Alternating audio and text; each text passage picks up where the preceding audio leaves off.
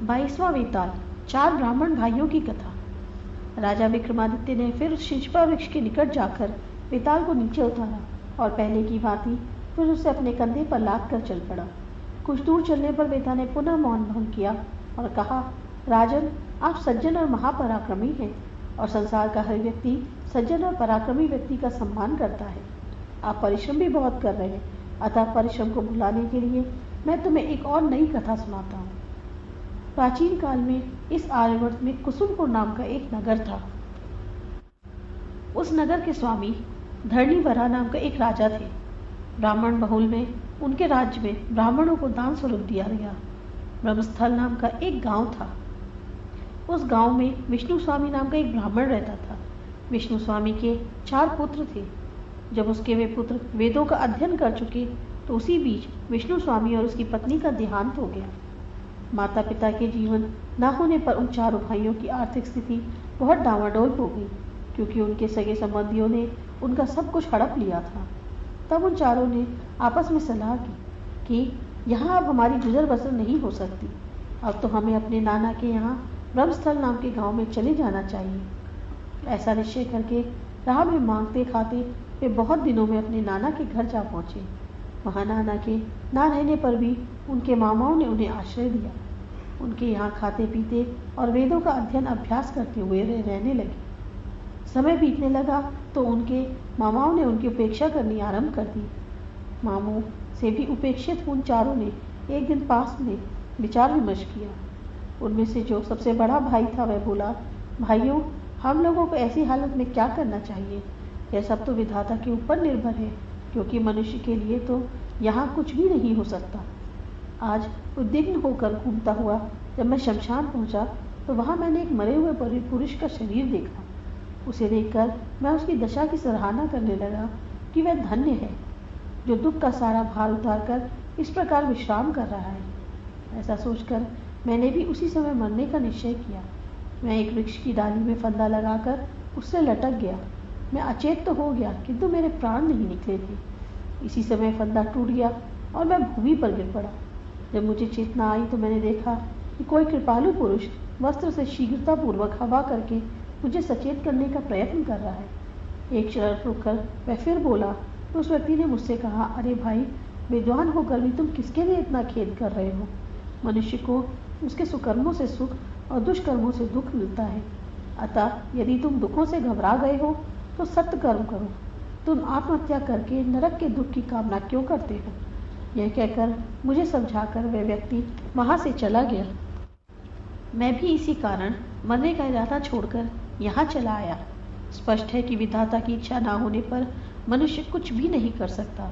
अतः अब मैं किसी तीर्थ स्थान पर जाकर तपस्या करूंगा और इस प्रकार शरीर का त्याग करूंगा कि मुझे निर्धनता का दुख ना भोगना पड़े। बड़े भाई के ऐसा कहने पर उसके छोटे भाई उससे यह बोले, आर्य, आप विद्वान होकर भी धनहीनता के कारण दुखी क्यों हो रहे हो? क्या आप नहीं जानते कि धन तो शरद के मेघों की तरह चंचल होता है? दुर्जन की मित्रता, वेश्या और लक्ष्मी, ये तीनों ही अंत में आंखें फेर लेती हैं।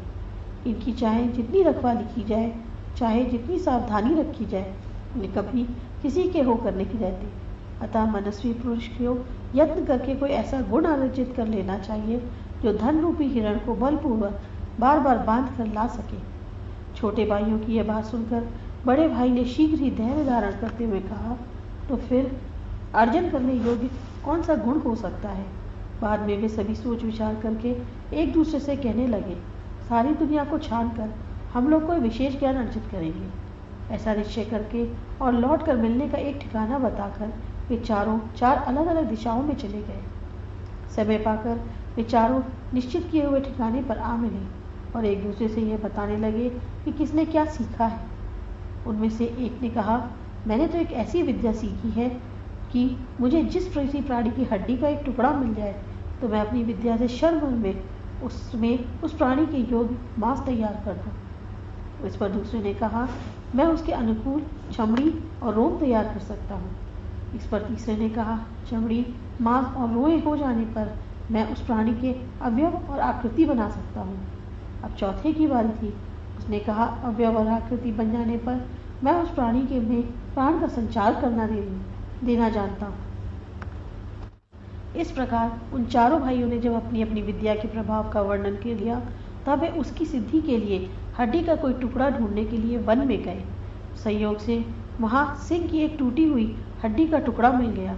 उसके बारे में बिना कुछ जाने सुने उन्होंने उसे उठा लिया।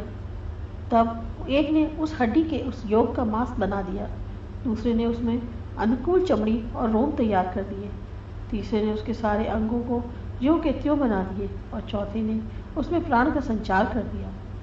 अनंतर भयानक दिखने वाला, भयानक मुख और तीखे नखों के अंकुश वाला वह सिंह उठकर खड़ा हो गया।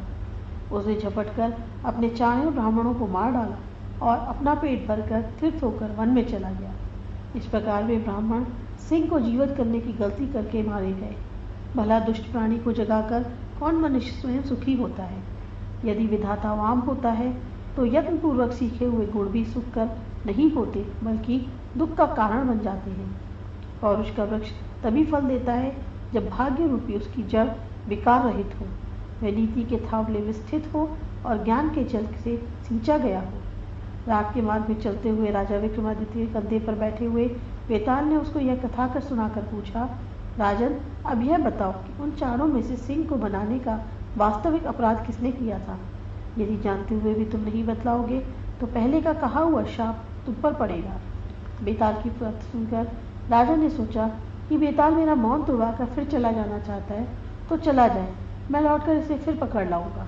मन ही मन ऐसा सोचकर उसने बेताल से कहा, बेताल, जिस ब्राह्मण ने उस सिंह को प्राण दान दिया वह उन चारों में से इस पाप का भागी है, बिना यह जाने कि ये कौन सा प्राणी है। उन्होंने अपनी विद्या से चमड़ा, मांस, रोम और दूसरे अंग दिए। उनका दोष इस कारण नहीं है कि उन्होंने वास्तविकता का ज्ञान नहीं था, किंतु जिसने सिंह का आकार देखकर भी अपनी विद्या का प्रभाव दिखाने की उत्कंठा से उसमें प्राण डाले, वस्तुतः ब्रह्म हत्या उसी ने की। उस मायावी बेताल श्रेष्ठ ने जब राजा की यह बातें सुनी तब वह उसके कंधे से उतरकर फिर अपनी जगह चला गया। बेताल को पकड़ने के लिए कटिबद्ध राजा भी पहले की भांति उसे पकड़ने के लिए उसके पीछे पीछे चल पड़ा।